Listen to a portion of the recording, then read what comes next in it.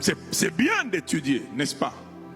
Et là, j'aimerais bien vous dire, surtout vous qui diabolisez les études théologiques, je connais un homme de Dieu, il faut faire attention parfois d'exhiber votre ignorance publiquement. C'est très dangereux.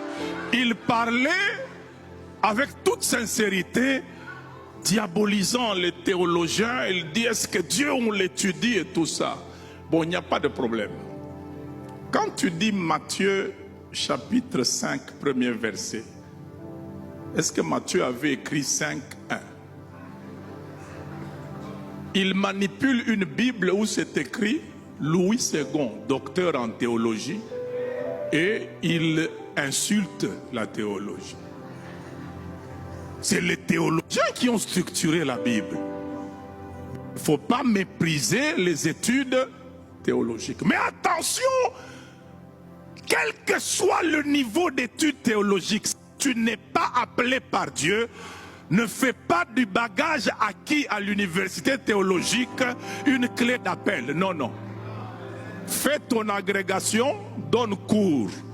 Là où tu as appris, ces cours-là que tu donnes, ce n'est pas un appel de Dieu. Tu es dans le domaine scientifique. Est-ce que vous savez que... je vous dis la vérité, c'est un véritable piège pour plusieurs. Hein? Il y a des gens qui pensent que parce qu'il a beaucoup étudié, cette quantité de connaissances acquises crée un appel en lui. Non. Tu peux même corriger quelqu'un qui n'a pas encore été à la théologie mais qui est appelé, ça ne fait pas de toi un appelé. C'est pour ça qu'il est important de savoir qui on est quand on doit adhérer au cours théologique. On n'y va pas pour être appelé, on y va en tant qu'appelé.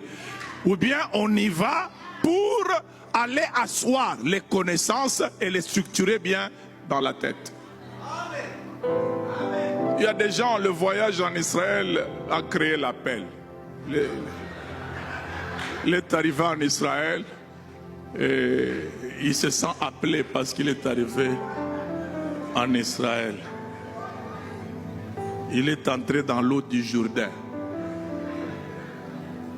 Il a recommencé son baptême. Il oublie que le baptême, c'est un engagement de bonne conscience. Maintenant, la conscience fonctionnait quand? Quand on t'a baptisé au pays ou bien quand on t'a baptisé à... Que Dieu nous fasse grâce.